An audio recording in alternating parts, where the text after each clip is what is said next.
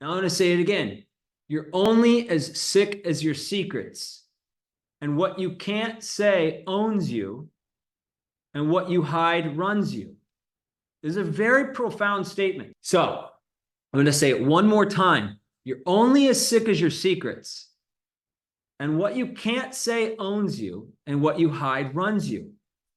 Consider that your life in its workability, how life really works for you, how well life is going, is a function of where you're telling the truth.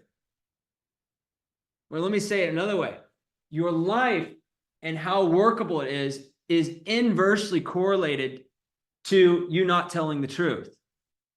So if you have something that you, like a friend, say you're in a friendship, you got a friendship, you got a relationship with somebody, a significant other, could be a colleague, and there's just this something that you feel like you can't tell that person. You've been hiding it from him.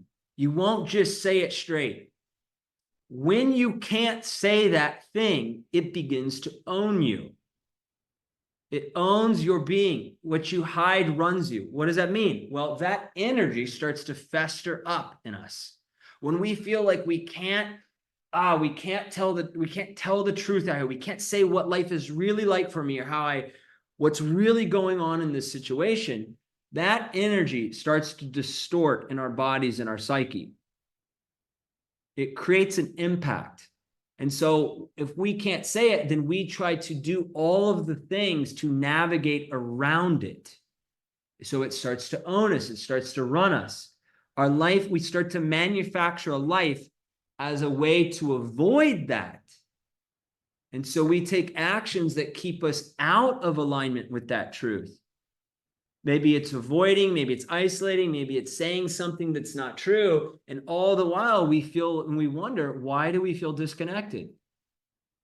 Connection is the opposite of addiction, because when we are telling the truth and living in truth, we will feel naturally connected to other human beings because then they can see us.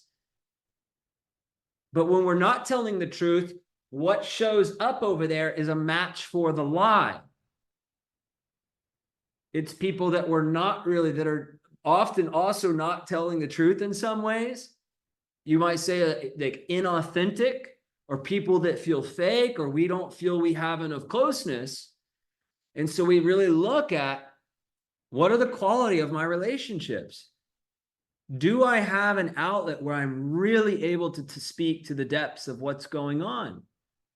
And if I were to share this truth with somebody, how would they be? Have I looked at that? So there's some cliches here, right? In every cliche, you can find truth. And you've heard it before. The truth will set you free.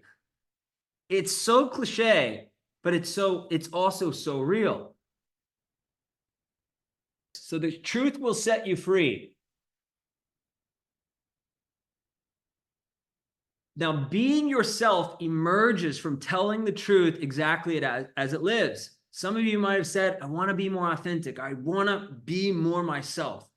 Like, I want that, but you're hiding in the shadow. I want you to get that the quickest access to being yourself is to tell the truth. Fucking that simple. Exactly what's going on in my life. Now, this isn't a call to just like get everybody just going to dump all their life here. That's not what this is about. It's about you getting in touch with yourself first and foremost. What is really happening here? How have I been living? What are the things that I feel like I fucking have not been able to tell anybody? I've not been able to be straight about, that I'm worried, that I'm fearful, I'm this, that I'm holding in, that's causing me to feel disconnection, that's driving this energy in my body. It's an inquiry to start there. Now, why do we not tell the truth? I've got a few things that I've written down, I've journaled and reflected over the years. Some of the reasons we don't tell the truth, and this is where you listen and you look and you see if it's valid for you. You see if you've done this. We don't tell the truth because we're feeding the spirit of fear. In any moment, you can feed the spirit of love, honesty, the truth, or you can feed the spirit of fear. You get a choice in any moment whether you tell the truth or not. Whether you want to lean into fear. What do I mean by fear? You're afraid of looking bad. You're afraid that people will leave you and you'll be alone. Or some might say abandonment. Nobody can really abandon you. Or we're afraid of the grief we would have to face if somebody left because I said the truth and that person didn't want to be with me. They got upset with me. Maybe we're afraid of conflict. We had parents that fought all the time. Anger. You weren't allowed to experience anger. You're afraid of anger now. Very common. I don't want to get into conflict with people. I'm afraid if I really say it's there, that person's going to start arguing with me and I'm going to get flooded. Right? Again, I'm just listing off all the reasons of why people commonly don't tell the truth. Again, we're afraid of looking bad. If I tell the truth, this person will make fun of me or they'll think this or whatever. It's going to ruin who I think I am. People are going to leave me. I'm going to be alone. I don't know how to be with my grief. I don't want to deal with that emotions. I don't want to deal with conflict. These are some very common things of why we don't tell the truth. And so we hide it and we don't say it actually is. And then we have these relationships. You've probably seen, as you're listening to this, you've probably seen in the past, we're all fucking human. We've done it, right? We've done it until we stop doing it. It's a party till it's not. And so we've done it up to a point, and you can see through this conversation, I know by this point, you can see we're not telling the truth has impacted you, where you've had to put on some sort of mask or you've had to steer away from sort of conversation where the resentment starts to build, where that secret resentment starts to build. And then things just end up harsh. Relationship ends, whether a friendship or you leave a job from a boss, you just couldn't say it, or any sort of, and then you carry that into the next ones. This is the stuff addiction is made of.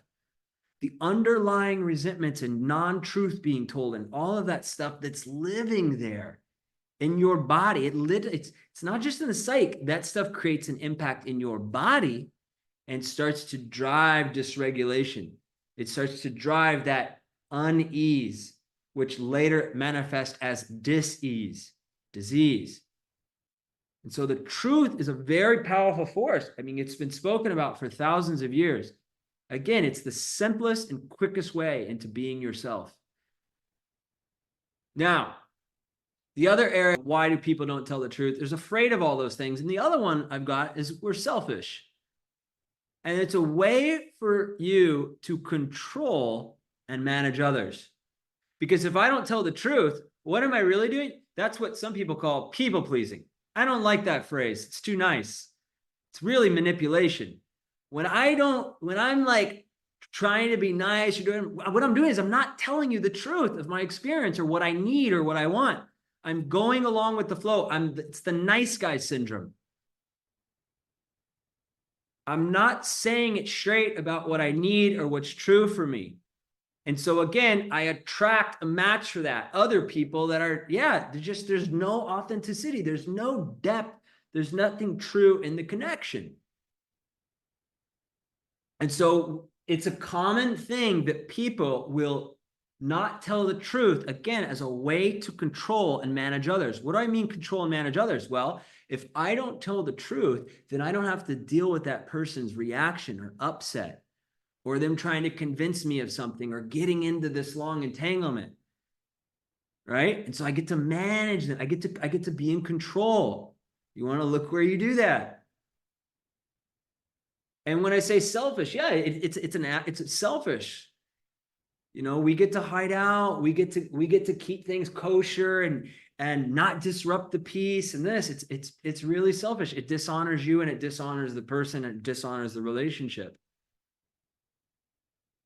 I want you to also get this, that there can be no love in a withhold of communication. When we're withholding from people, not telling the truth, we're not loving them. And this creates impacts in our psyches and our body. And our work is to help you connect the psychological and physiological impacts of not being in the truth.